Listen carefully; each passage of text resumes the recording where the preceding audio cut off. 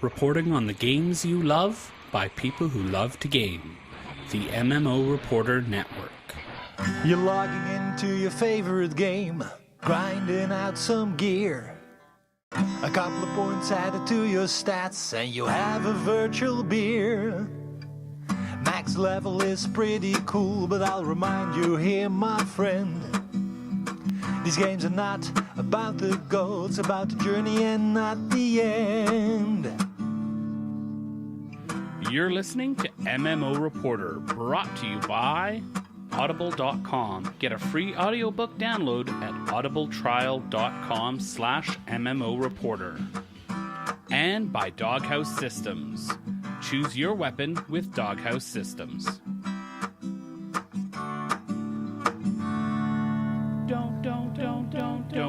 Don't forget about your ults you need to cherish. Each and every little character you've got, no matter what level they're at.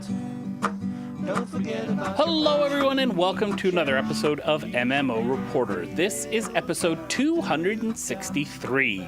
I'm Chris, and I'm joined once again by the ever so affable Mr. at MMO Bill. Hello, Bill. Aff you. How about that? Oh, I feel hurt. I'd feel hurt if I was paying attention and not on my phone playing Pokemon Go. Harry, how many Pokemon do you have? 52, I think. Oh my gosh, you're way further than I am. But then again, I do have to say that I believe you probably have an easier chance to get out into public areas than I do, as I live quite rural, and there are not many Pokemon where I am. I thought it was because of your anklet. Shh, you're not supposed to tell people that. That's supposed to be private. Anyways, let's get into what we've been doing in game, because holy cow, it must be summer because the lists are long. Bill, why don't you start? What have you been playing? Well, I'm going to be the guy, so you're welcome, listeners. I did not play Pokemon Go. Yay. It's not on my phone. Aww. It's not on any of my devices. I am Pokeless. Pokeless? Yeah. Fight the power, etc., etc. What I did play, shock of all shocks, is Guild Wars 2. I'm running my Necromancer up a bit more and starting to do the full exploration of Heart of Thorns. My Necromancer was the one that I did my auto level with, and it's actually really fun. This is the first character that I've really played that wasn't a power build in Guild Wars 2. Basically, all my other characters have been heavy power, heavy crit, and if I have some other points to put in other places, then that happens. So this is the first time I've put everything into like dots and health. My survivability is amazing, and I kill everything. And it's nice because it's not a big mega hit. I'll throw dots onto everything around me and just keep bouncing around, and all of a sudden everything's dead. What class are you playing? The Necromancer. Necro, yeah. Yeah, and it's fun because stuff that would have just stomped me on my thief or been a challenge on my revenant, I'm just chewing through with no problems. And it's pets. It's nice hauling around horrific minions of death that are 100% disposable. So you are collecting monsters. Oh, dang it, yeah. my Necromons. That is awesome. I played that. I've also started playing The Elder Scrolls Online. That was one of my Steam sale purchases, and, I don't hate it. I know this show's generated a lot of Elder Scrolls hate, not a little bit from yours truly, but I stepped in, and it's a nice switch from the typical MMOs that I play, which are the third-person 1, 2, 3, 4, 5 action bar kind of games, and it's just a little bit different playing an MMO that's more Elder Scrolls style and that kind of thing. It's been fun. I'm still early into it. Yeah, for the most part. Really? Yeah. I haven't been able to do that. But that's the way you should play it. I've decided that I wanted to play a heavy archer, which I'm sure is probably broken and I'm doing it wrong or something like that. But it's so fun and much better in first person, obviously. Right. But I had to test this out because I wasn't sure it was going to happen. The very first thing I did as soon as I stepped out of the tutorial is I shot an NPC. And boy, that started an adventure, let me tell you. It was an NPC standing right next to a guard, and I didn't know that I was going to be a wanted criminal. But I was, and then I kept respawning, and of course I had no money to pay off the guard so that he wouldn't want to kill me. Right. So he just kept wanting to kill me over and over and over to the point where I had like 2.5 hours of reputation that I had to just basically sit still and hide in the woods for it to burn off before I could finally start going into cities and trying to sell the mounds of bone dust that I picked up in the tutorial and that kind of thing. So, but eventually my criminal past left me and I started carrying on.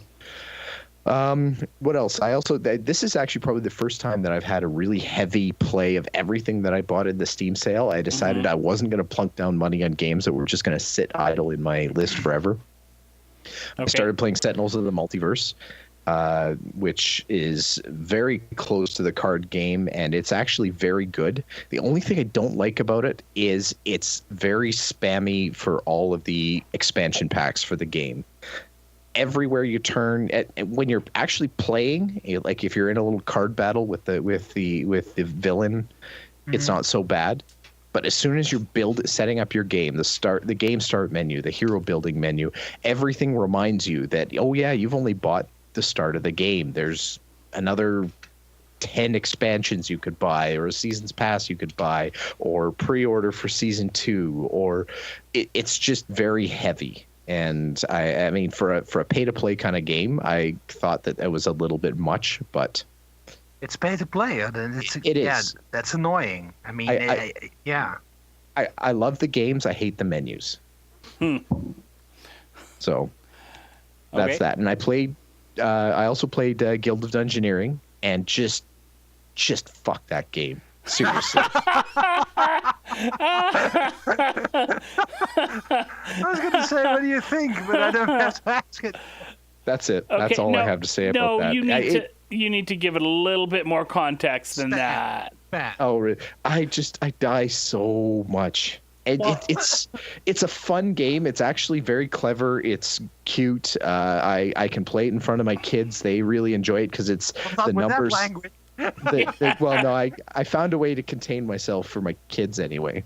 But it's the way the game resets itself in between dungeons and in between battles and everything. You're basically starting from level 1 with every new dungeon. You get to carry a little bit of your abilities with you and that kind of thing, and it builds up over time. But the dungeons seem to ramp up much more than your characters actually ramp up, or the abilities that you have available. So I kept running into the same wall over and over and over, and it's almost as bad as running a defense map with 5 Hanzos and that's it. Oh, by the way, I was playing some Overwatch too. Nice. It's to segue a little bit well there. Done. Well done. Good job. Yep. Nice that you don't actually name the segue to keep it natural and flowing. I really appreciate that. Mm-hmm. Yeah. It's very important to be subtle and to just let the show flow naturally. Yeah. Very important. So anyway, I've got more than a little Overwatch addiction. In fact, when Chris tried to call me for the first time that I was playing this show, I was really annoyed because we were trying to hold the last defense point on our map, and Chris was interrupting me. And I hope you feel bad about that. I feel horrible. By the way, for those of you watching live right now, if we go down, that's because of the tremendous thunderstorms that are going on outside. Yeah, it's fun here right now. I should have put that as what we did in game. Yeah. It was dodging lightning. Yeah. Anyway, yeah. I played also. I'll try to blow through my list here. This could take a while.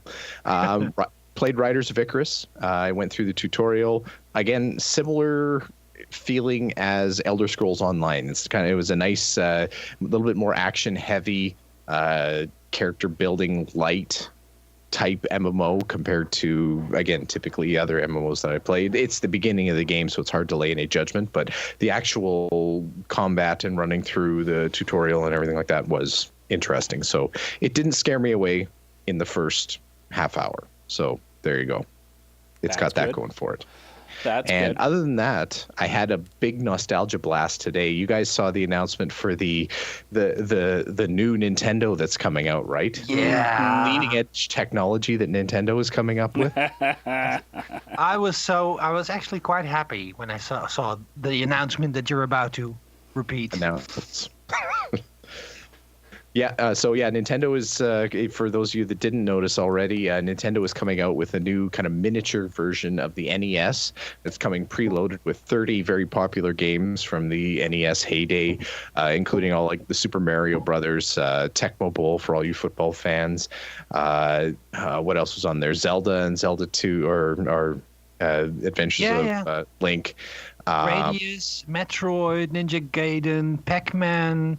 Excited by Contra, Ghosts and Goblins. It's listed as Super C in most of the lists, and it took me a while to realize before I figured out that's actually Contra. But it's actually a very good list. Those are Final Fantasies on there, the first one. I never played that, so I'm curious.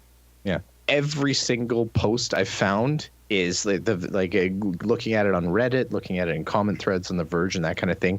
It seems like every single post is, what about this game? What about that game? What about this? Yeah. And it just makes me realize there were a lot of really good games for the NES. Like a lot. NES and SNES had some of the best, basically the games that were the foundation for everything we're playing now. Yeah. But I mean, when you think about it, you think about what's coming out, like the actual need to play games that are coming out on Xbox One or PS4 and that kind of thing, and compare that to the number of same kind of must play games that came out on the NES, it's not even close.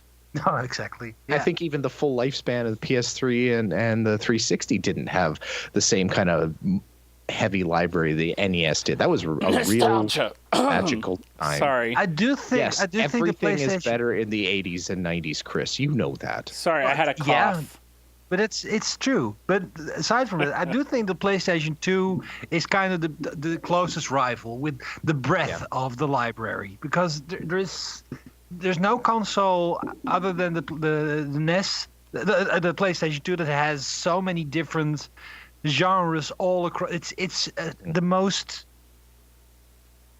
best library ever. PlayStation 2.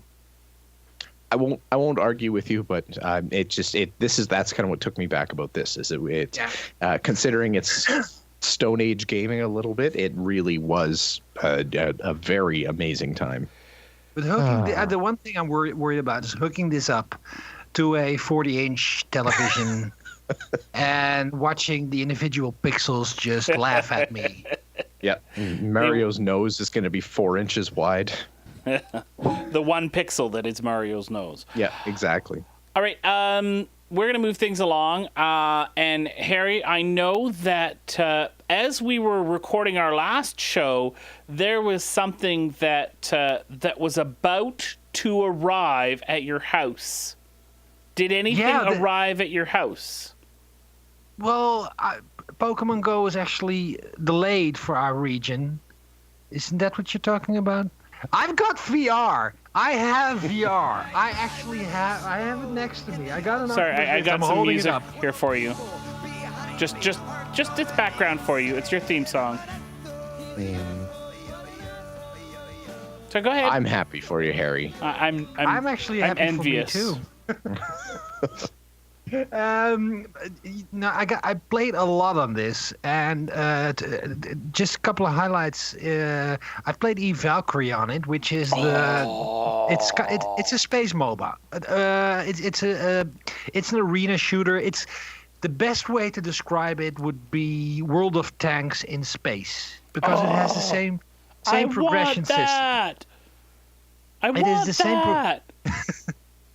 It is. I adore the game. I've seen very mixed reviews. A friend of mine hates it, and he was the one who got to review it for a website. So I don't agree with his opinion. Hey, an opinion is an opinion. It doesn't matter. I enjoy the game. It's basically it's team deathmatch or team control or team carrier attack, and your team is flying spaceships of 3 classes. You have the fighter, you have the heavy, and you have the support. And every class has a long list of ships that you unlock by playing the ships in the same class. So it's the same like it's like World of Tanks. You have this experience tree that unlocks different ships as you go along, and it is great fun. And I've discovered that I really enjoy the support class because you have this sapping beam that you can use to sap the shields of your opponent, or you can direct it to a friend and heal their ship, and it is a killer. It is, and people seem to ignore me somehow. I don't know. I'm always in the top 3 of the team, usually in the first or the second place, because I'm playing it a lot. Wow! And it's a really fun.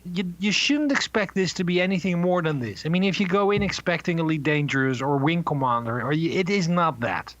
It is a very straightforward. The great thing, the greatest mode is the carrier attack runs, where you're actually flying in.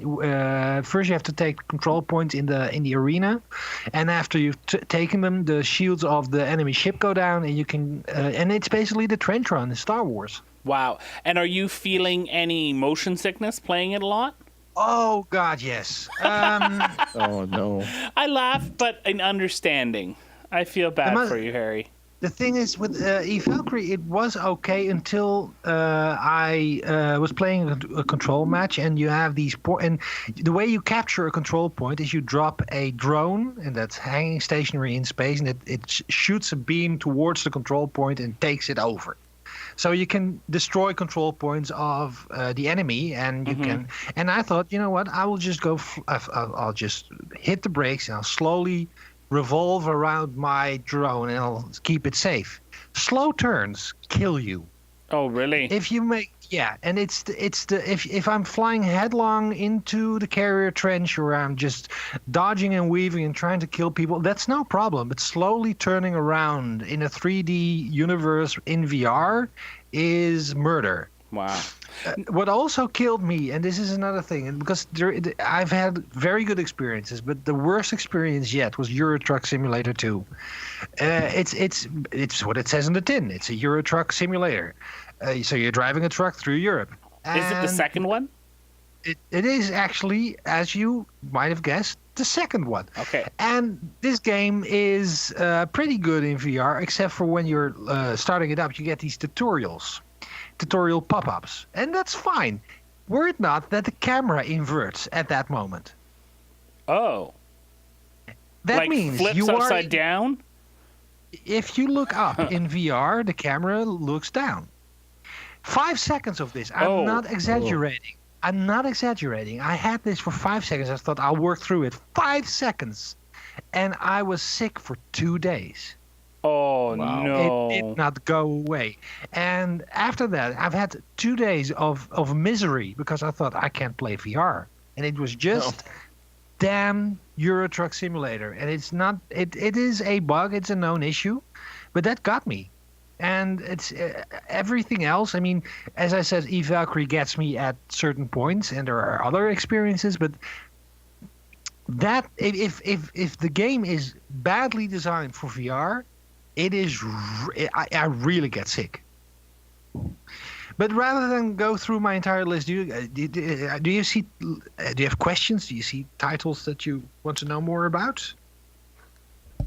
Bill, anything from you? Because I've got a question that's not on one of the games he played. So I'm not. I don't know. I feel like I've gone quiet on VR a little bit. The few people that I know have kind of disappeared for their 2 to 3 weeks at a time and buried themselves in VR and enjoyed themselves immensely. And now they're all crawling back into other games to play, and it's tickling the back of my mind, but I haven't. I'm not ready to throw my mind into VR yet until I've got some hardware to run it. So that's a long way of saying let her rip, Chris.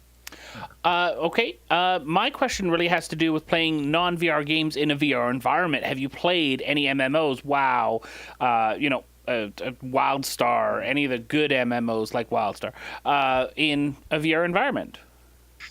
No MMOs, but I did. Do you have this option in Steam VR where you have big theater mode, and you have this little virtual home theater, and it gives you the illusion of a big screen to play on. Right. And I've played Portal 2 on that, and that was a big mistake. That would make you I sick. can imagine. That would make me that made me very sick. So I've refrained from playing, and also I must say this: why I adore VR and I adore the games that are written for it. The resolution is a big step back. It is fine if the game is designed for it. I mean, a game like Lucky's Tale, which is a 3D platformer like Mario, it's very bright and colorful and feels very sharp and fresh, and it pops off the VR screen. But the resolution of this device isn't HD by any stretch, and playing on these big screen setups, those virtual big screens, really show the lower res. Well, I've even watched Avatar 3D on it. I had the that was a problem. I had to rip the 3D Blu-ray and put it on. God, that's annoying. I might have just downloaded it and gotten it quicker, but you can't do that. Yeah. But it's yeah. I was going to say I'm going to be curious how that actually works out with a game like Civ or something like that, where maybe because that's one of the big headaches in Civ is actually, no pun intended, of trying to scroll around a heavily explored map and remembering where everything is, and if you could get the head tracking to work correctly there, I think that would actually make it better. But if resolution is a problem, I mean, Civ seems simple, but it's amazing how much more fun that game is when it doesn't look like a bunch of blocky pixels on the screen. Well, the first to avoid confusion, I mean, if you're playing big screen mode on SteamVR, or there's this third-party tool, it's called Virtual Desktop, and you can also use that to play games on a virtual big screen. The game doesn't become VR. It's basically there are different environments where you can play in, and one of them, for example, is a computer room. And then you're just sitting behind a desk watching a virtual monitor, and you're playing your games on bigger. It is kind of defeating the point of having.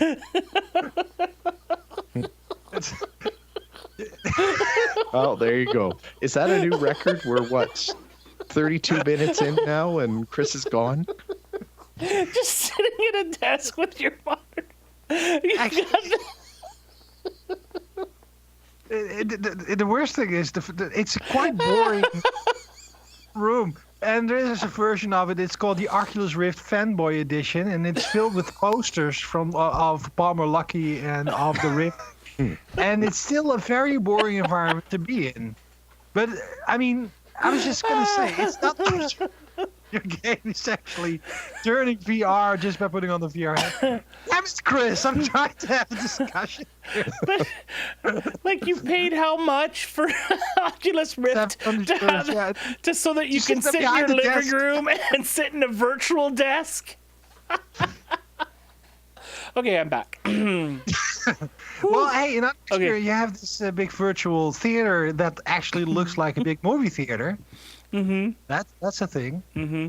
It's not about that, Chris. It's about actually. I've been another game that I've been playing, The Climb, and it's the hardest thing to explain. And even people with VR think, "Oh, that's too expensive. It looks like a tech demo." The Climb is a true VR experience. You are a rock climber, and you climb a.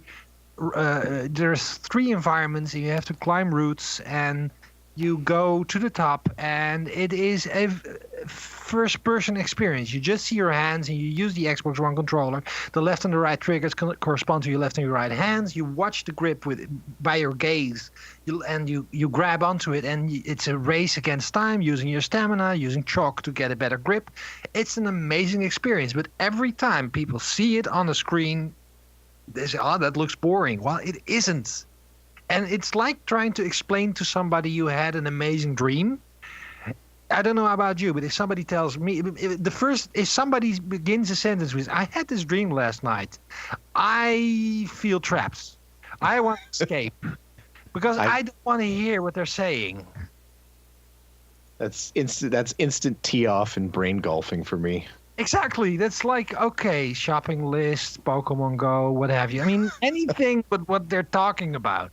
And I'm noticing the same glazed over look when I'm trying to describe games that are truly VR, like The Climb. It's like you have to, and then you get to this dreadful sentence.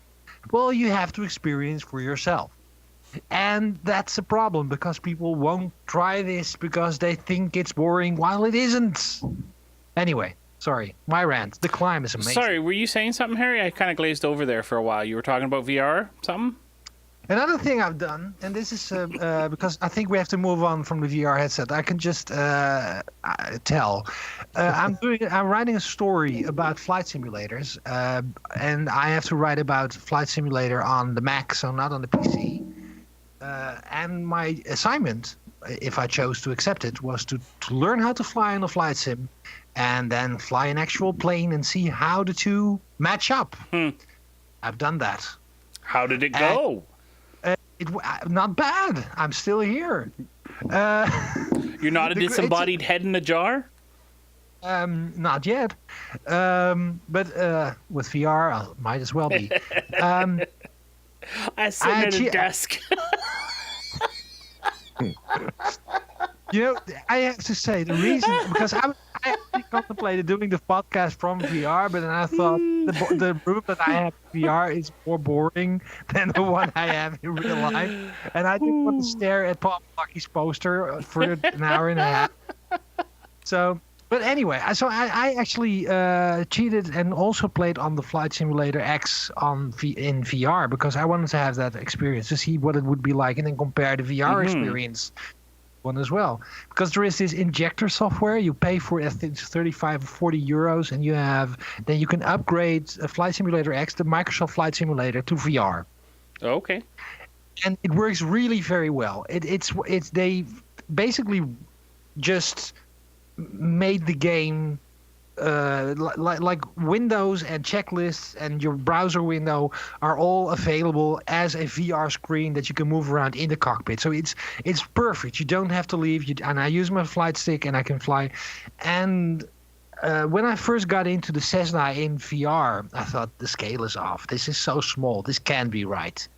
And when I got in the actual plane, it was dead on. It was so small that a couple of times when I had to trim off the airplane, I grabbed the knee of the instructor, and she laughed at me because she said, "Yeah, sure you are."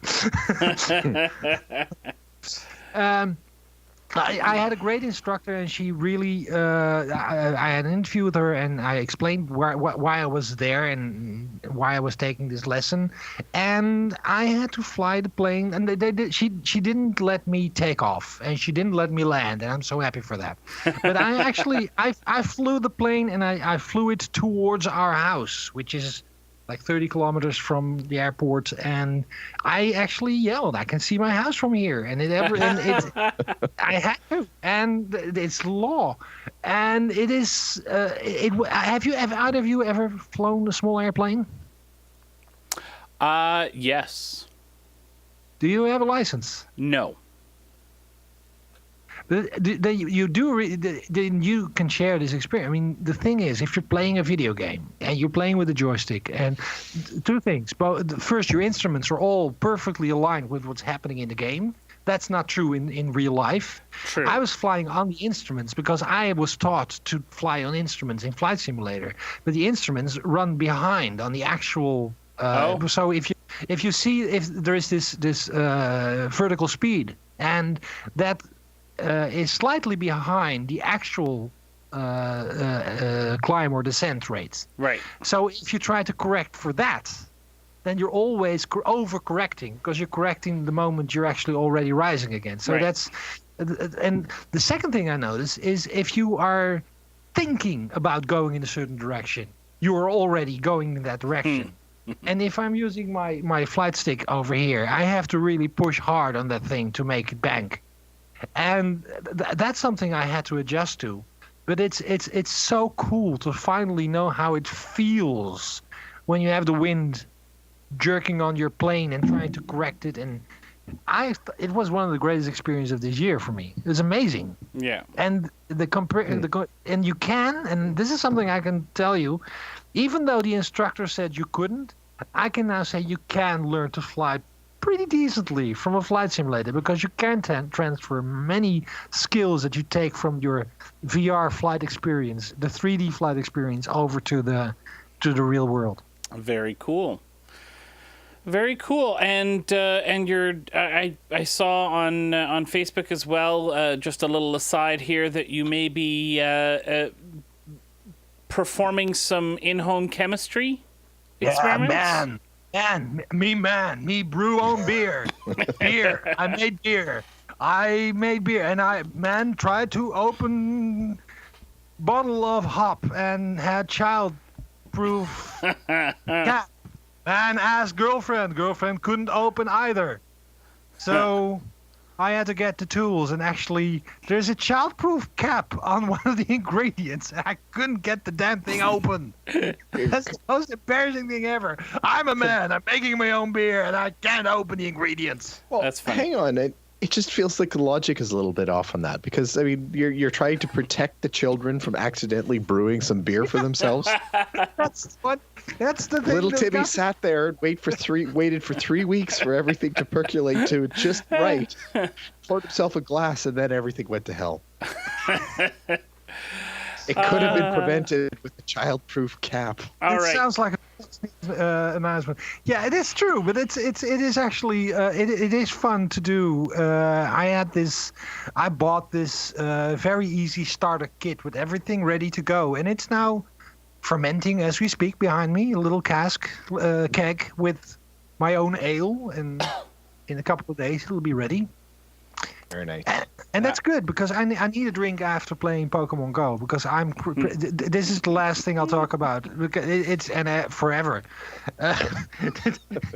I resisted so hard against Pokemon Go. And I was so happy that the game wasn't coming out in Europe because it was delayed for some reason. And friends of mine were completely and utterly addicted to it. And I said, well, I'm just not getting because you had to create a US account and something went wrong. And I didn't really want to anyway. So when I see an error message, like, frick it, never mind, just go away. And then I got a message from a friend. He said, you know what? I made a US account for you. Here's the password. Here's the username. Log in. Download So I did. And now I'm actually running around. And at a certain point, I was doing shopping. And I had to cross at the zebra crossing. And I all of a sudden noticed I was crossing at the same crossing 4 times in a row, because I saw different Pokemon at the other side. And I noticed that I saw there was a car that was actually like, are you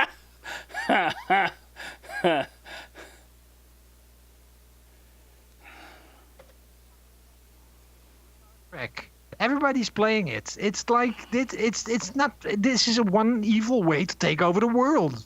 There's nothing wrong with you. There was actually a news report. This is a site. It's called rightwingwatch.org. It's basically news about crazy, the right-wing crazy groups. And there was this pastor who says that Pokemon are actually cyber demons trying to take over the world, and he wasn't kidding. And I'm beginning to believe him. They're not. They're not. It's perfectly fine. All right, I'm going to move fairly quickly through what I've done in game, because we've spent 32 minutes of the show talking about what Harry's done, and about 35 seconds talking about what Bill's done. I'm sorry. I have been playing some. You're Canadian. Sorry. I've played in 3 of the last tests in the last week for Crowfall. A couple of hours each time, mostly playing the Druid, which may, surprisingly enough, be my class at launch. Really enjoying that. They're working hard. It's still pre-alpha, still just Hunger Dome, not even Siege Perilous, which was the one that added the siege mechanics into it. Just Hunger Dome, testing combat. Lots of passes to the textures of the world and the animations and textures of the characters. Combat mechanics have been tweaked a little bit, and really loving the Druid. Really surprised at how much I'm loving the Druid. So cannot wait until mini campaigns launch, which they had originally said would in June, I think it was. They were hoping to do it by the end of summer. That's not going to happen. I had one of the developers in my stream the other day when I was playing, and they said the sometime in summer benchmark will not be hit. Although I did, and I think this is really cool, I did get him to pass along my request to see if they could get a campaign set up for Extra Life, because I think that would be perfect for Extra Life. Just a 24-hour Crowfall campaign. Just run it from the start to the end. I think that would be cool. Don't you think that would be cool, Bill? Yeah. I would play that. Well, you know what I would do? If I had 24 hours and I could just play, I would play almost anything. I'd almost play Pokemon Go for 24 hours if I had the time and the opportunity. That's just a magical thought. There you go. So Crowfall's doing well, chugging along, going through their combat testing. I've also played Riders of Icarus. I am level 20 on that, level 25 cap. Almost there. I'm getting close to where I can tame dragons. I want to tame dragons. I really, really, really, really, really want to tame dragons, because I see other people with them that got them in the Founders Packs, and I didn't get a Founders Pack. I just got a press account. And I want a dragon, and I don't want the fancy glowy ones that they got in the Founders Packs. Those look just not right. I want like a dragon from the world that looks really cool. So I'm getting there. That's really cool. I'll have a full review of the game. Dragon's Prophet then. Dragon's Prophet. That's a good I MMO. like what this game does. It's a little bit more MMO. No, you don't. No, you don't. I don't. No. Explain my thought process for me, Harry. Would you? No, No? I've spoken. I've said too much already. Next, ESO. I did play some ESO a while back. We did miss a show last week, so I did play some ESO, continuing to level up in there. Stabby. Good times. Lotro, leveling my champion through the epic story. I actually made it through. We were supposed to do Skirmish of Skirmishes, the latest round, and Carrie had forgotten to patch, my co-host from Lotro Reporter. So I had to wait for her to patch, and we all remember the Lotro patches. They're not fast things. They take long time. So I made it through. The first 3 chapters of Volume 1. 4 chapters of Volume 1 in the amount of time it took her to patch, and a lot of that was thanks to the goodness that is Mithril coins. These wonderful little coins that you can buy with your Turbine points. Thankfully, as a VIP, I get a stipend every month of Turbine points, and I buy Mithril coins with them, and they port me to the quest hand in. So I go get the quest, go out, do the quest, and then I use the Mithril coin, and I'm back at the quest giver. It is glorious. I love it. It's fantastic. It makes the whole running back for quest stuff in Lotro so much better. WoW, chugging along, getting ready for Legion, and what I really spent a surprising amount of time in is back to Pathfinder Adventure card game. And I actually recorded some video today, so I'll put out a video in the next few days just sort of talking about my thoughts on the game. It's hard. I really felt like Bill did for Guild of Dungeoneering, because I'm trying to get through the first adventure, and I keep running out of time. I just keep running out of time, and I even spent real world money. Got a couple of extra heroes. Still dying, running out of time. But I'm having fun running out of time, so it's really cool. I've always been a huge fan of the Pathfinder Adventure card game. I know I brought it to PAX, made Bill play with me, and I've played with my kids here, and I can play it solo. I even play it solo, so it's really fun, and I'm enjoying that. I'll talk about it more in that video. So if you want to check it out, I'll try and come back and get into. Get a link into the show notes for the video when I create that. And before we go on to our Patreon shout out, Ken from Chicago is, as always, in the chat room and reminds me, Bill, of the good old days with Sparther and heckling from the chat room, trying to distract us, which in the early days of Lotro Reporter was quite easy. It was we kind of knocked off topic fairly often and easily. Regularly. Yeah, it was a common occurrence. So hello, Ken from Chicago. Welcome again to the chat room. All right, let's go to our Patreon shout-out. Go check out patreon.com/MMO Reporter. Thanks to Barb, our latest patron. You are fantastic. We love you, Barb. Thanks for supporting the show and becoming our patron. If you want to help support the network and the show, go check out patreon.com/MMO Reporter. 'Cause I don't already know. What would you do if you dared boot threat from me? More than words to show you guess that you need to let me. So if you had to guess, and knowing what you know about MMO Reporter and the fine gentlemen who participate in the show, what game do you think we're going to talk about right off the top? World of Fishing. I give very good guess. Pokemon Go. Very good guess. Hello Kitty Online. That was not a good guess. And Evil Line. Yes. Tabula Rasa. Guess, but I missed Tabula Rasa. that was a good game, wasn't it? Let's talk. Actually, you know what? Really. Forget this story. Let's talk about Tabula Rasa. No, Guild Wars 2 is happening after a deep content drought. Can you believe that it's now been 8 months since Heart of Thorns came out? Actually, We're finally getting a little bit of new content added to the game. The Season 3 story is going to restart on July 26th. We're going to get advances to the story quest. We're going to get some game improvements as well as like balance patch stuff and everything like that. I'm actually really excited about this. This is what I've been waiting for since Heart of Thorns came out. I feel where Guild Wars 2 is actually doing its best is when it's putting out the story content and that kind of thing. So, yeah, so that's happening. Unfortunately, it's not at quite the cadence that what it was when they were really pushing the story in Season 2, where we were getting updates every 2 to 3 weeks. Now we're getting it every 2 to 3 months in terms of new episodes being released. So there's going to be, it looks like it's going to match up almost with the quarterly update cadence that they announced, but not quite. So I don't know if that means we're going to just see more and bigger, or if it's going to be a little bit more diffused over. We'll see how it works out. But anyway, yeah, this is exciting. What do you guys think? Are you polishing off your Guild Wars 2 characters and getting ready to go? Actually, yes. I'm absolutely thrilled that some new stuff is coming out, and it's. I want to play again. I mean, it's just about 2 weeks since I got the VR headset, so I've just about played everything, and I'm getting into the point that maybe I should get back to flat, old-fashioned, retro-style games like Guild Wars 2. Retro. It's basically 8-bit, don't you know? It is kind of, yeah. Hey, you know what? Imagine Guild Wars 2 on big screen mode and gliding.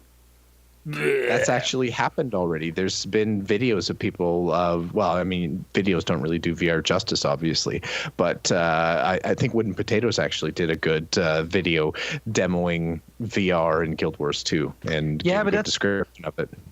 That's with injected software, and you can use a special set of drivers that makes regular games VR. But Guild Wars 2 is good enough in its own.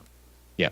So anyway, so the way this is going to work is if you have the game now and everybody can have it for free, it's going to work the same as Season 2. As long as you log in while an episode is live, you're going to own that episode forever. So even if you're a free-to-play player and you haven't bought Heart of Thorns yet, and you can't access the areas where the story quests are going to take place, you're still going to have those stories unlocked on your account for when you do jump into Heart of Thorns down the road, hopefully.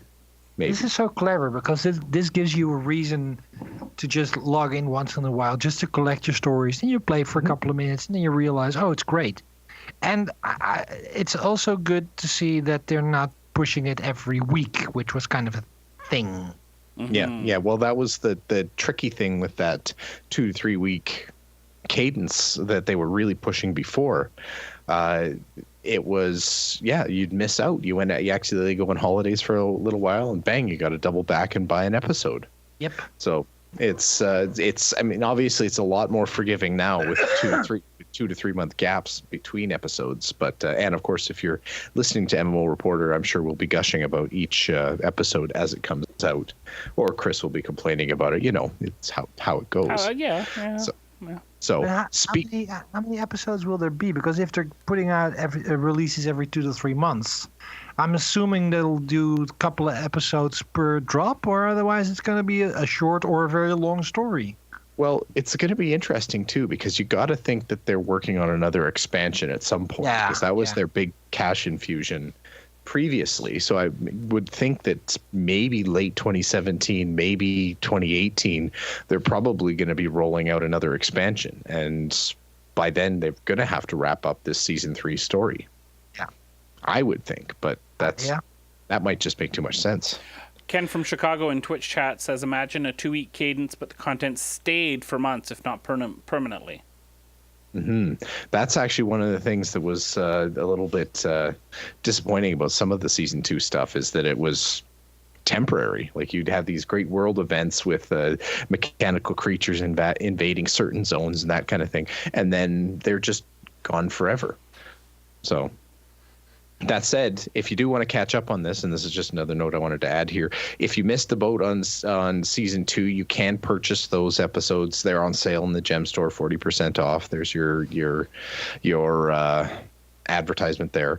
But if you don't want to actually play the episodes, but you still want to see the story happening, ArenaNet's actually going to be streaming season 2 playthroughs on Twitch starting very soon, following that link in the show notes, running from July 15th through the 22nd. So basically tomorrow, because Ken from Chicago is going to be able to log in tomorrow. Everyone else is probably going to have to go to the Twitch archives to see it.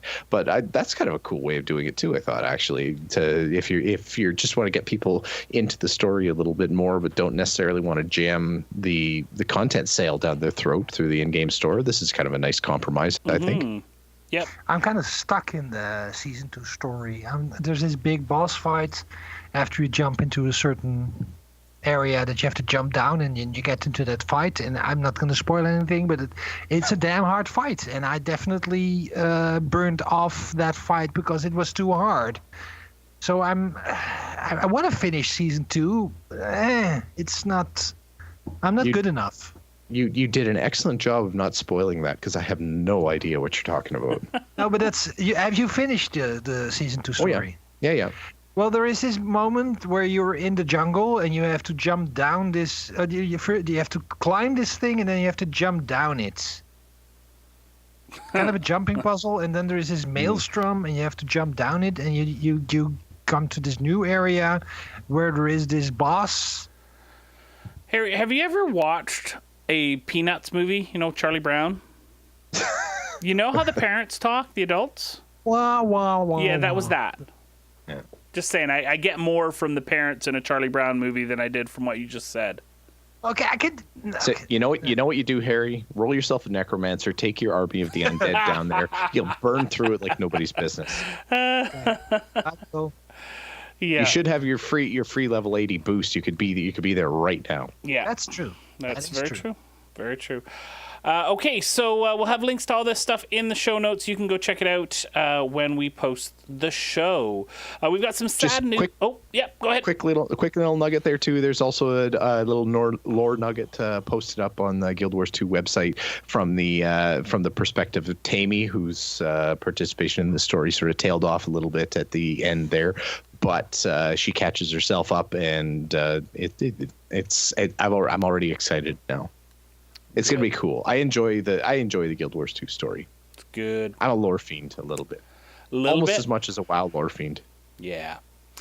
Okay, let's move things along here. We've got some sad news coming out of Boston. Turbine has reorganized the studio into a mobile game house. They're now a mobile gaming studio.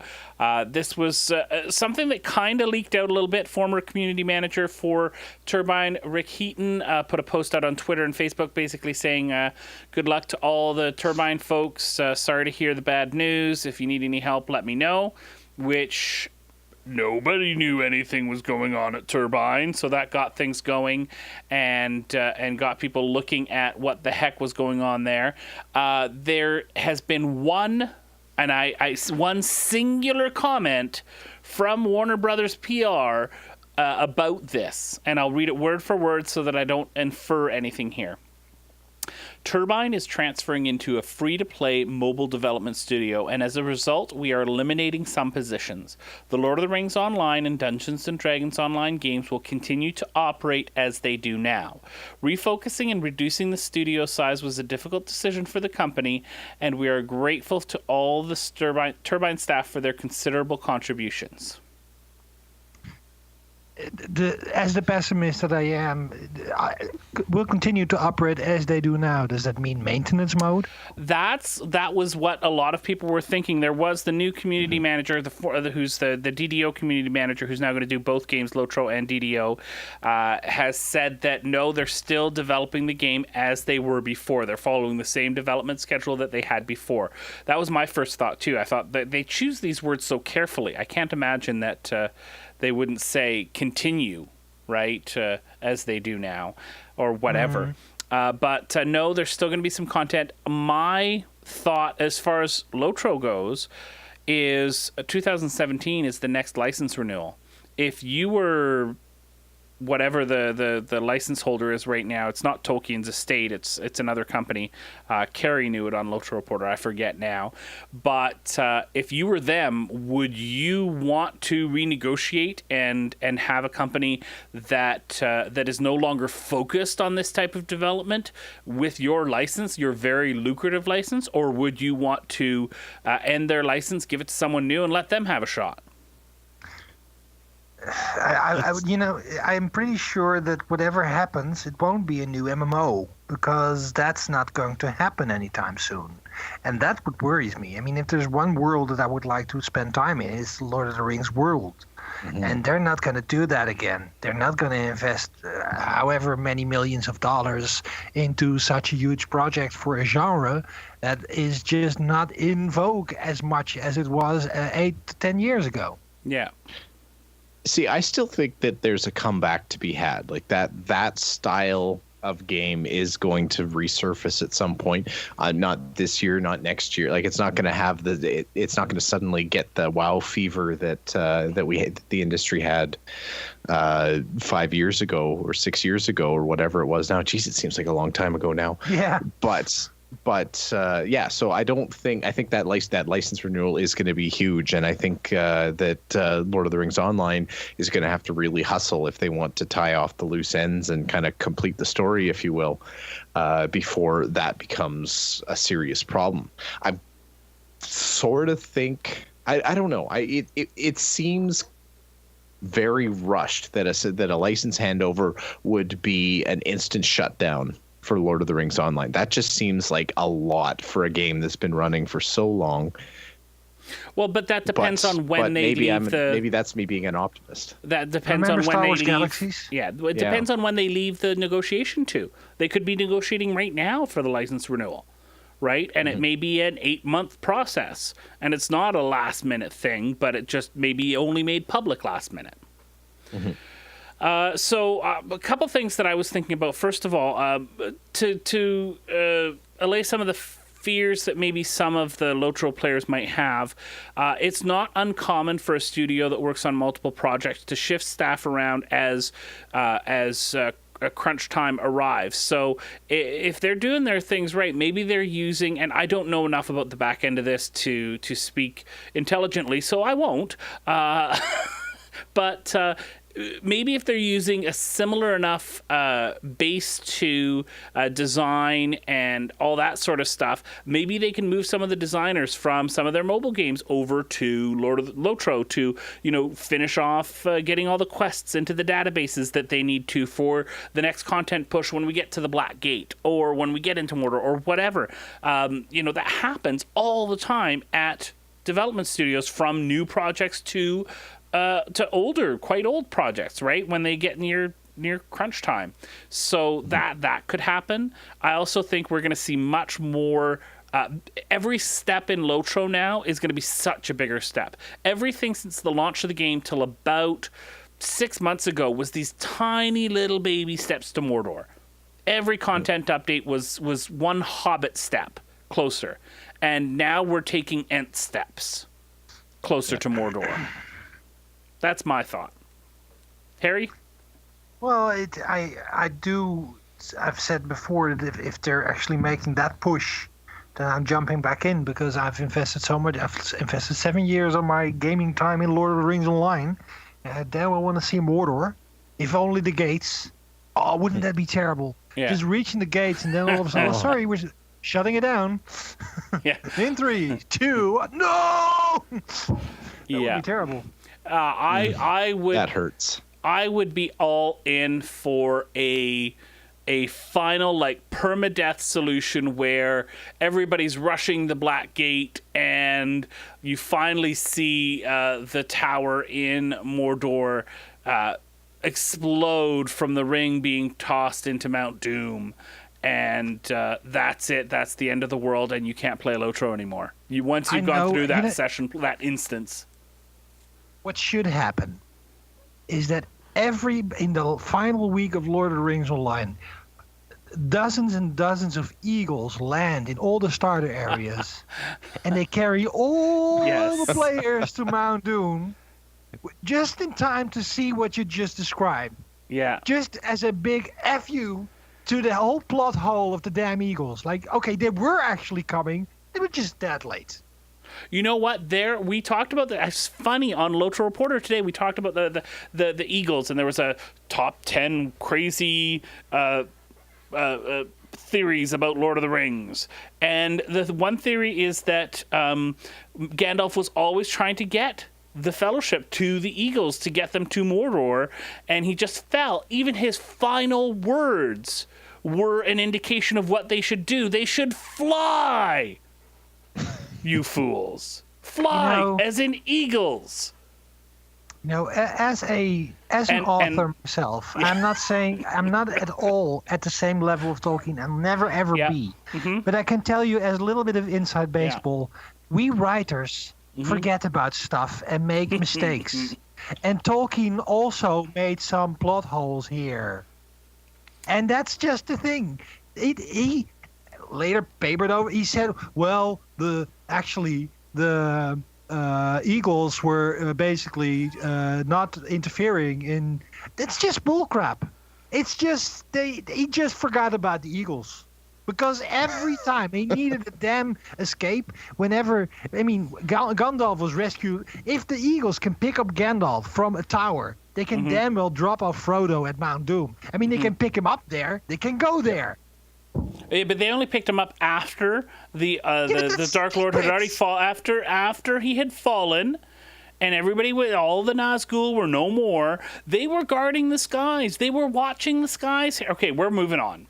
Sorry, we'll have a link to some of the new mobile game just happened to launch today from Turbine. Came out just today, July 14th, Arkham Underworld. I have played exactly 45 seconds of it, so I have absolutely no idea what it's like, but I'm going to guess, and again, wild baseless speculations is our trademark here on MMO Reporter. It's like Dungeon Keeper, and you remember those old Facebook games, the gangster one? That's what this is. Looks good. The 45 seconds that I've seen, it doesn't look like crap, so I give it a big thumbs up, uninformed. Go try it, because it's free, so why not? Harry? Harry, are you still there? I was actually saying, if you're done with Pokemon Go, give this one a try. Oh, okay. We didn't hear you at all, by the way, because I think you were muted. I think so too. Yeah, and Yes. Because he tabbed over to Pokemon Go. Or no, he had to run across the street for a mysterious unknown reason. just for a second. Just for a Just second. exercise. Yeah, Just needed a little actually, I less- was actually in chat, and that's the problem because I was playing World of Warcraft, and somebody asked me to. Let's move on to the next story. World of Warcraft has been hit by a scam of sorts. Well, not of sorts, an actual scam. People are approached via Whisper by people that they know, for guild leaders or friends, and are asked to run a special kind of script. And obviously, whenever you are behind a keyboard of a computer and somebody asks you to install unknown software, you say yes. Of course, isn't that what everybody else says? I mean, what is? I mean, please run this. It's kind of like, when the rusty old white van is parked out front and the guy says, I have puppies in the back. You go get a puppy, right? Yes, or candy. I mean, who says no to free candy? Nobody. That's Rusty who. white vans have the best stuff. Exactly, especially if the guy has one eye that's No, wandering you the other don't direction. run scripts from random strangers online.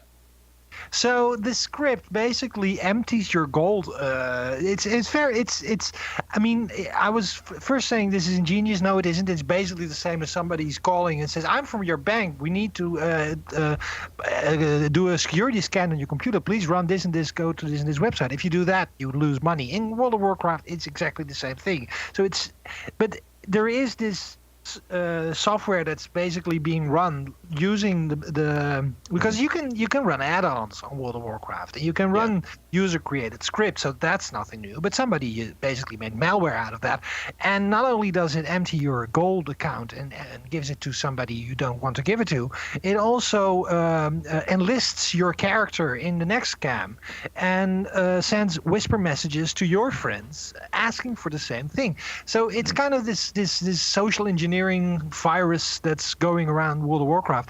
And the PSA here is, if somebody asks you to run a script, whatever the reason, I mean, the reason given in this scenario is, well, we need to run some add-ons for our guild and some hot bars with you just don't do that, because if you don't know where it's from, it's probably bad. It's the kind of thing, like it's just like if you got a cold call from your quote unquote bank telling you that there's a problem, you don't deal with it over the phone. You go to the website, you look at your account, and you take care of it yourself because you trust your website.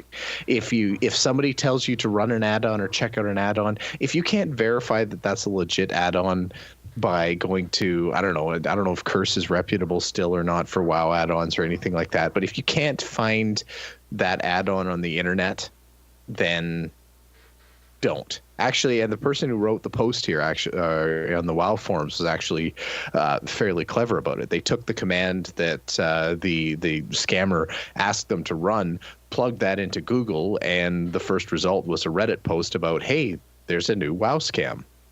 Yeah. So if you're not sure, Google it. Hey, I mean, if nothing else, just Google it. on a completely different yet somehow related note, for those of you who are looking to get Pokemon Go on your Android device, apparently some of the APKs that are out there for Pokemon Go to install in regions where it is not in the store yet have a virus that will take over your phone called Droid Jack. So. Well, that's the thing. This is the one. I mean, Watch your APKs. I have nothing personally against Android, but this is one of those big problems of having a quote-unquote open system, which it isn't. But I mean, you can install from third-party sources, and those sources are not to be trusted. So if you definitely want to know for sure that you got the correct one, and not. And I don't know how to check that. Do you know how to check if your version of Pokemon Go is tainted? No. I just wouldn't install an APK personally right now. Not Pokemon Go. Anyways, that sounds like a real... We are really going with the F-bombs in this episode, aren't we? Of your story. Oh, you mean that story where World of Warcraft is dealing with foul language. Yep. Oh, that part. That's the Yes. one, Harry. Good job. Well, Good job. I am totally on top of things here, where we will just Hey, tell language, Harry. Language. you want to be on top, but I want to just explain to you, Blizzard has had enough with all those potty mouths out there, and they're basically, if you report somebody for using foul language, those people will be put on a special list. And especially in the kind of you are a special kind of person, you will not be able to speak in open chat anymore. You can send tells to people, so that's good. You can only sell 10 tells to your friends. Yeah, and you can't exactly, but you can't go on Baron's chat and tell Chuck Norris jokes anymore. Do people do that still? I don't know, but at least it's gonna clean. I hope it will clean up.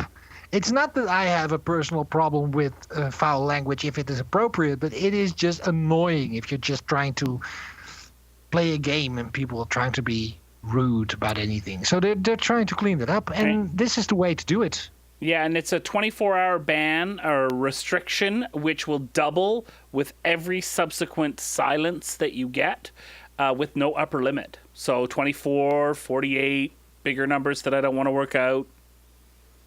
Yeah, well, in a couple, you just need a couple of infractions, and you're banned forever of speaking. And some people, I think that would be a good idea. The one concern I would have is the trolls out there that get into the dungeon queue with a group of 4 people, and they report the randos that join just because they're trolls and get them muted to the point where they can't speak anymore just because you can troll. I'm hoping, I mean, to me that seems so obvious that there must be some kind of mechanism to prevent that, but that's what I would be worried about. It seems fairly easy to have a script to run every report and go through the chat log and see if there are any words to run the bad list. Yep.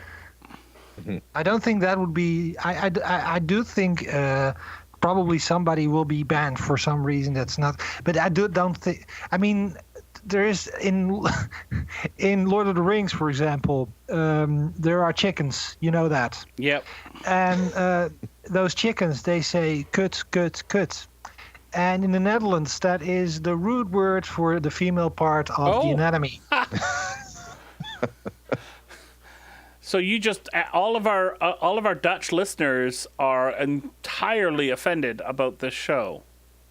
I just made this. I made a chicken noise according to Lotro. So, but I'm just saying there are moments that certain sounds and phrases can be misinterpreted as being chicken sounds. Well, we'll have to see how this works out.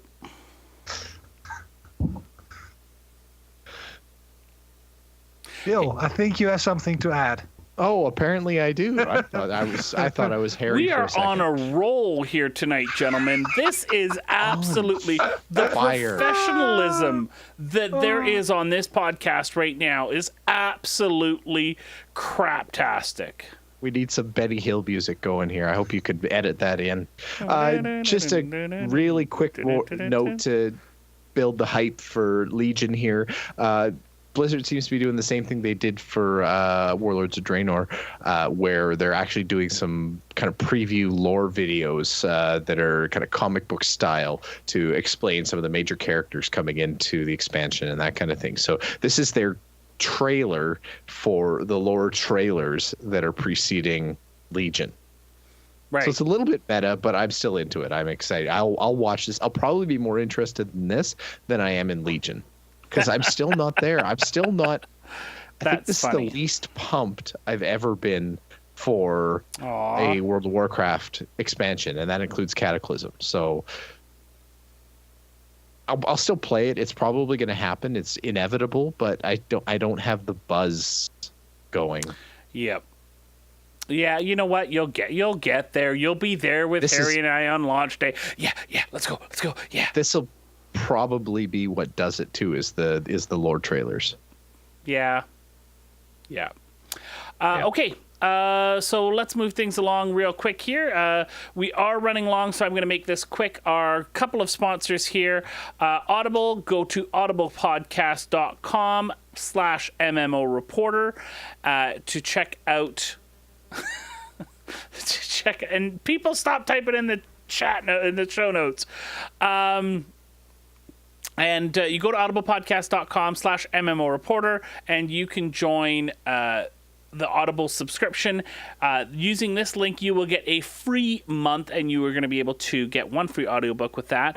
You can cancel after you've used your credit, and you will never be charged. So go check that out. And of course, doghousesystems.com. Use the coupon code MMO Reporter, and you will get yourself a free 120 gig SSD added to your purchase. So whatever you have in your computer, you will add 120 gig SSD just by using the coupon code MMO Reporter. So let's move things along to more news. Wagon and skirmish runs.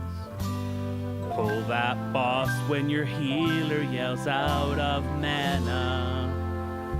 Pull that world boss without a party. Run through trash, you'll be sorry. Take a bio break without announcing. They may not rhyme, but they're quite possibly the dumbest ways to die. Dumbest ways to die.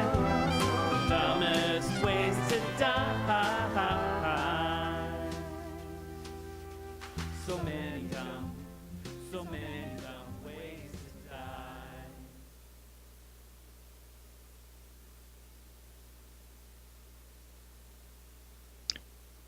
How you doing, Chris? Sorry, my turn.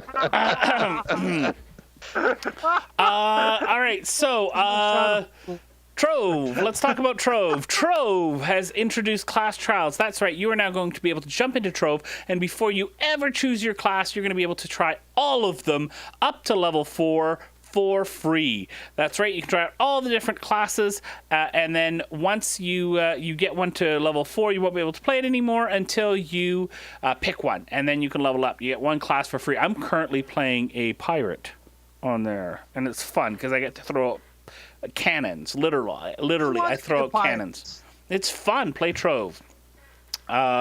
So that is really cool. I think also another announcement, I forgot to throw it in here. Trove's coming to consoles. It's going to come to PS4 and Xbox One. I think that's going to be a huge move for that game. Yeah, that was actually my Father's Day. That was how I spent a little bit of time with each kid doing whatever they wanted, and my boys decided to play Trove. That's what they wanted to do. So the three of us played Trove together. We did a whole bunch of dungeons, and we really, really enjoyed it. It was a ton of fun, the three of us just bombing around. I really enjoyed it. Okay, our quick mentions, although that was fairly quick as well. For those of you that are into Star Trek Online, Agents of Yesterday launches, where you get to become a member of the Temporal Time Force, whatever you call it, and you can be a temporal agent. Time travel episodes in Star Trek were the best. You know what? My favorite episode of Star Trek Online, because they had it out in episodes, right? My favorite chunk was actually when you went back to the original series and you interacted with all those characters. That was the best story. I loved it. Absolutely loved it. So they can do it right if the story's good. So hopefully this story is great. And it allows Star Trek Online to bring in the Kelvin timeline. Now, you noticed recently, in the last couple of months, they've been using this term to describe the new Star Trek movies. They're the Kelvin timeline. And I've heard people from J.J. Abrams to, what's his name? Scotty in the new Star Trek movies. Yeah. Anyways, he wrote the new one, right? He called it the Kelvin timeline in an interview as well, and Star Trek Online calls it the Kelvin. So they're going to bring in the movie Enterprise. So you're going to get to have that as one of your ships in the game. So they're really melding everything together. It's kind of interesting. So as always, Star Trek Online, I wish if I had just more time in my life, I would play the crap out of that. My favorite Next Generation episode is the Times Arrow two-parter, where they go back into the 19th century and meet Mark Twain. No, that's And not my favorite time that travel guy, one. the Yes, guy go who ahead. played Mark Twain Yeah. in that double-parter actually went on to do a one-man Mark Twain show based on that character. Really? Well, That's the really cool. actual Mark Twain, obviously, Yeah. not the Star Trek Mark Yeah. Twain, but that actor found his niche by playing that Star Trek episode. Jerry Hardin, his name is. My favorite episode was when the Enterprise C came through. That sort of time travel-ish, alternate reality sort of thing. I love that story. Oh, where they're all of a sudden at war. Yeah, and Yara is Guinan back. is the Tasha Yara only is one who back, knows. right? Yeah. Yeah. Right, and then she goes off. Spoiler! She goes off with the Enterprise, right, and then ends up having that affects a storyline back in the other universe because she went back, and then she's and the kids, and then yeah. Still not as good as the one in the original series with the Guardian of Time, where they have to jump through that portal, and McCoy has his fever and is a lunatic going into the 20th century, and he meets Joan Collins. I mean, that's one. That's one for the books. I mean, Okay. come on. Moving along, Blade and Soul is what they're called linking servers. So this is going to be a merging / linking several servers, and yeah, they're merging servers basically. Is anybody surprised? It's inconceivable. Don't What is think Blade and Soul that again? word means what you think it means. I think it did. Blade and Soul, Korean MMO, came out just a couple months ago. I enjoyed it. It was I reviewed it around the same time as Black Desert Online. You can go back and look at one of our videos about it. But I enjoyed it more than Black Desert Online, but I think Black Desert Online was a better game. It's fairly generic. I hated it. I hated it too. I thought it was a great game, though. That's what I was able to look at it and see. You know what? I hate this type of game. I hate what this game is doing, but I think it's doing it well. Anyways, yeah. NVIDIA launches the GeForce 1060, $249 for about GTX 980 performance, and apparently it's very VR friendly. So if you are looking for a new video card, this might hit the sweet spot for you. The alternative is from AMD. You have the similarly powered and similarly priced 480 card, and it's also basically a 980 equivalent for the same price. So both NVIDIA and AMD are breaking down the price barrier of VR. Well, that's what it is. It's the VR hardware boost. This is setting up a huge second VR half. Well, and Can you imagine how powerful these cars are going to be in a year and a half time? I mean, we're going to get a great and a good reason to upgrade to good video cards again, and that's good news for PC gamers all around. Look, I can't wait for this generation's version of the Titan X, right? That basically is not out yet, right? Because the 1080 is, but the Titan X wasn't a launch, right? It came out a little, it tweaked a bunch of stuff and made it No, God, I was going to powerful. say that the 1080 is now basically what the 980 Ti was. Yes. I mean, in its timeline. Yeah. So there's still some stuff coming soon. Yeah. And last but not least in our quick mentions, Elder Scrolls Online is launching a gold edition in September, $59.99 US. This will include the base game and all of the content updates that they have had since, including the paid content that you had to buy for. I hate to call them expansions. They're not big enough to be expansions, but they're big content up. DLC. They're DLC, yeah, basically. So it includes all the DLC. It was interesting. When I bought it on Steam, you can't buy that DLC on Steam. No, you have to buy coins or gold or whatever it is, the in-game currency. Yeah. Not the in-game currency, the store currency. Crowns. And then you buy it on the crowns. Thank you. You buy it through crowns in the store. So it's adds another step there.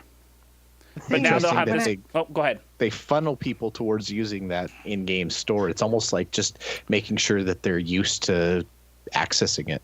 Well, no, it's like buying Microsoft points, right? You need something that's 950, you buy 1,000, right? That's Which just is the evil bit, yeah. Yeah. This is, but by the way, the name crown. I mean, I know crowns are also a form of currency. I mean, in Scandinavia they have crown. But when I hear that you have to buy crowns, I imagine a literal pile of crowns. and it feels cumbersome, even though it's virtual. Yeah. So they'll have PC, Xbox One, and PS4 editions of this Gold Edition. It's like a Game of the Year edition, couple of years late, right? I think it's a great idea. I think it's a great way to not just get new people into the game, but maybe get people who have played it on PC, want to play it on PS4, buy this Gold Edition, all the content. I think it's a good idea. All right, that is our show for this week. Bill, if people want to get a hold of us, how can they do that? There are a whole bunch of different ways they can do that. First, they can visit our website over at MMOreporter.com. They can send us an email, mmo.reporter@gmail.com, or visit our Facebook page at facebook.com/MMOreporter. You can tweet at any of the MMO reporters, either at MMO_reporter for Chris, at Harry Hall for Harry Hall, or at MMO Bill, not Harry Bill, MMO Bill. If you would like to tweet at yours truly. You can send us a voicemail at 616-666-6778. We'd love to hear from any of you. We always love to hear from you, and we never do. It makes us there's a little tiny hole in our collective soul that's empty, waiting for a voicemail. And that's a hole in our soul, not the band. Visit us over at YouTube, youtube.com/MMO Reporter Network. You can head over to Patreon, patreon.com/MMO Reporter if you'd like to throw us a few coins, help us keep the lights on and keep everything running here at the MMO Reporter complex. Or if you're not a Patreon kind of person, head over to MMOreporter.com/support for other ways to help us out. Awesome. Thanks, Bill, for that. And, of course, thank you to Mr. Harry Hall for coming out and hanging out with us tonight or this morning for you over in the Netherlands and talking some MMOs. Thank you, Harry. It was my pleasure. And thanks, Bill. As always, an absolute pleasure to work with you. An affable pleasure, you might say. Absolutely. All right. Thanks, everyone. Thanks to our chat room for coming out on YouTube and on Twitch. We really appreciate it. We hope that everyone comes back for next week's show, but most importantly, we hope to see you in game. Don't forget about your ults you need to cherish. Each and every little character you've got, no matter what level they're at. Don't forget about your ults you need to cherish. Each and every little character you've got, no matter what level they're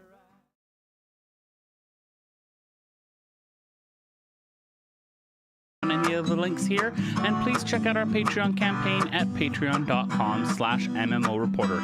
Thanks, everyone, and see you in game.